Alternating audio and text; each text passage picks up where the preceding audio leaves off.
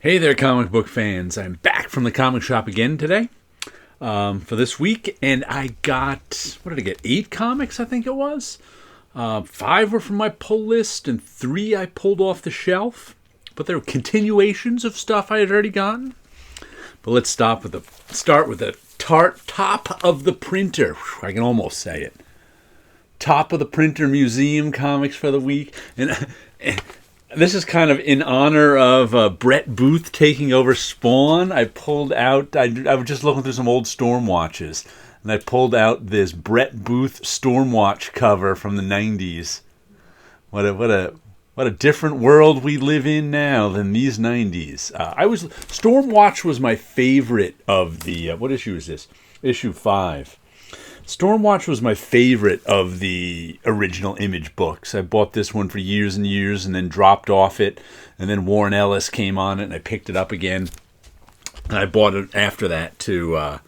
But yeah, a little Brett Booth. And this one of my earliest Hulks, 208. Like I said, I consider myself having started collecting comics with Hulk 200.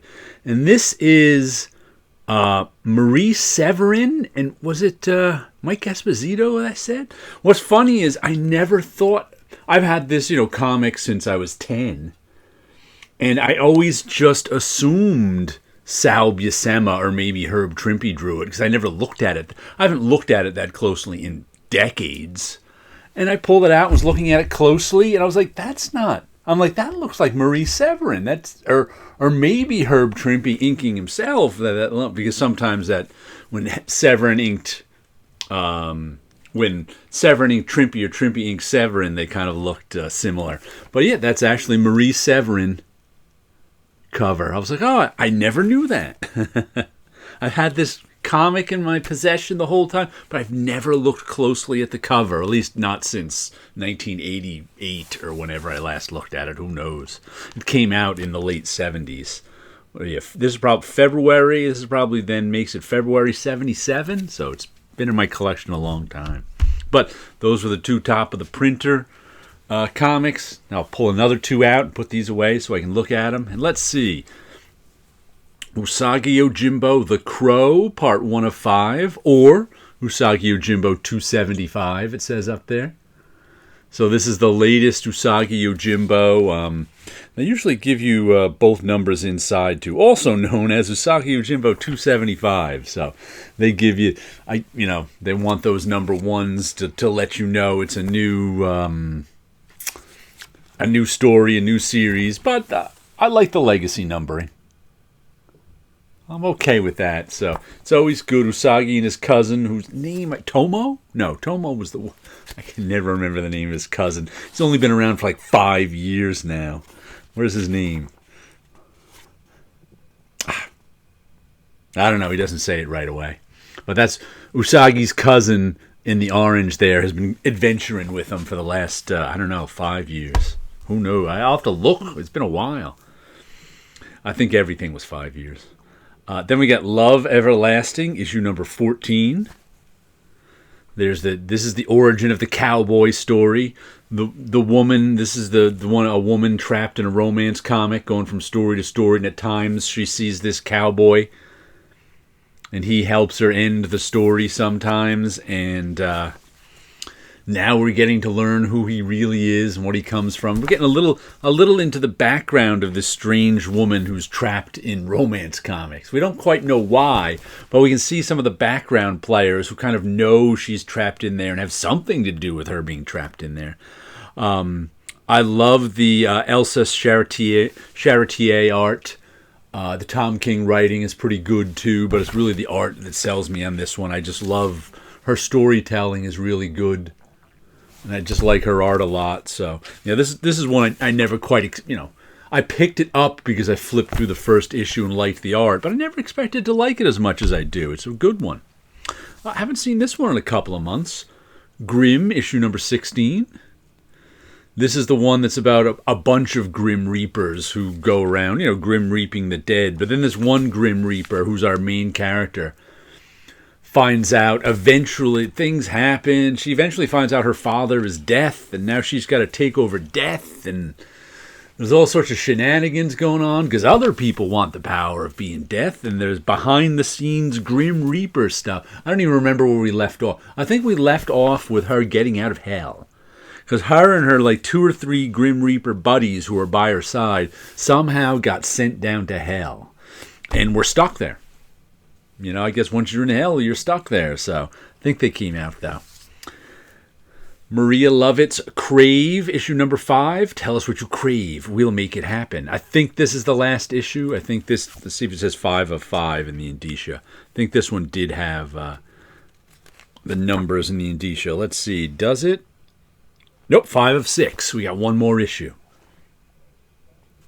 This has been good. I like Maria Lovett's art.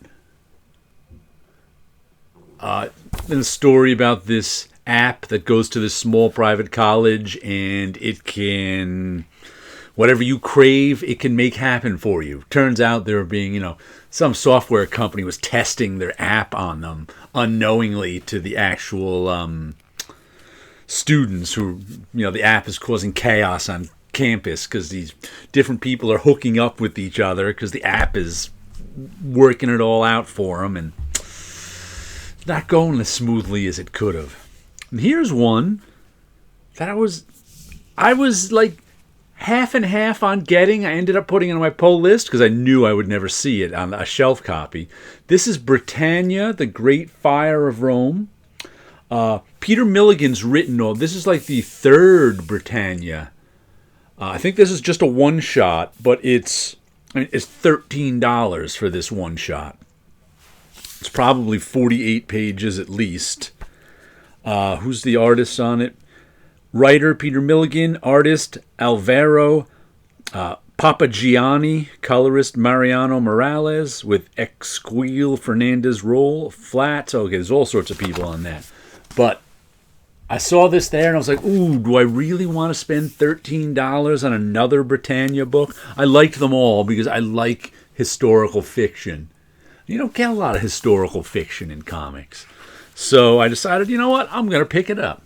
Like I said, they've all had different artists. Some of the most of the artists have been pretty good. This guy looks like he may have been the weakest artist of the ones I've seen so far. But I have to read it too. Sometimes I flip through a book and I don't like the art, but when I eventually read it, I'm like, the storytelling is so good that it wins me over.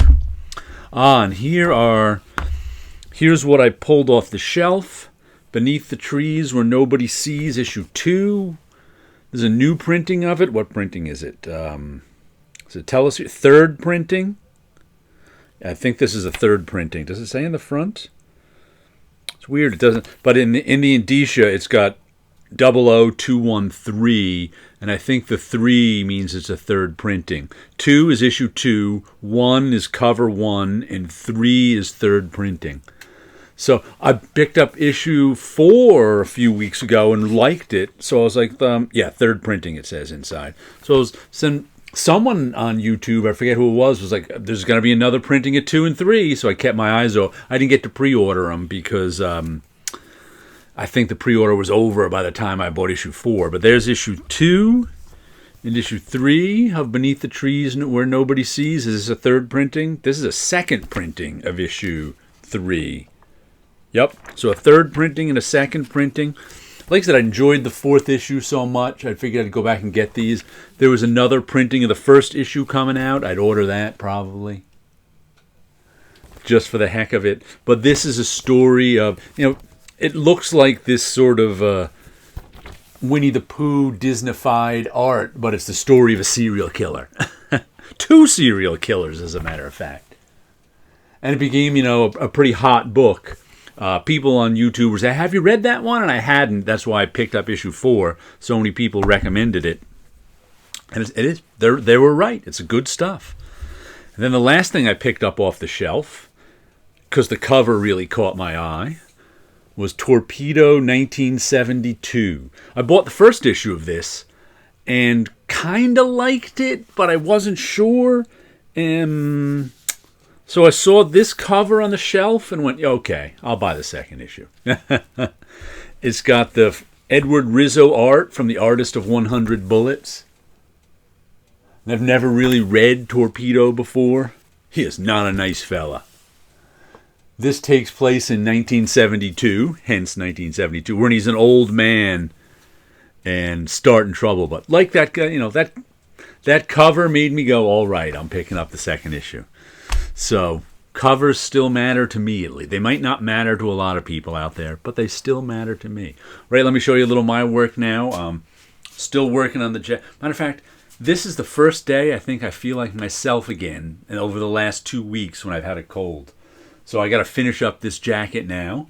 And I want to show you, I think this is before I had the cold I did this one. I think this is where I left off showing you my Dreams of Things covers.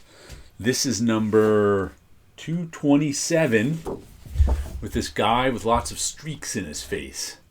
Lots of texture in this marker on this one. Ooh, a face down there too. 2 faces, or at least one's just lips. Dreams of Things, what did I just say? 227? Room 227? Room 220? What room was that TV show? I don't remember.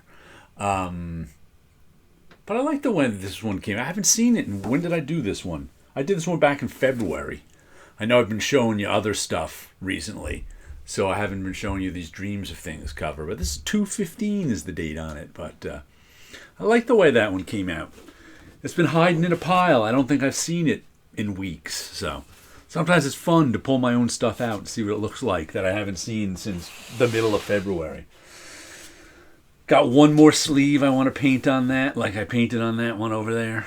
And this will be finished for now. I actually want to put 2 sort of bolts of blue down there too, but that's a whole other thing. Alrighty, so there you go. Some comic books, some artwork, and you guys have a good week out there.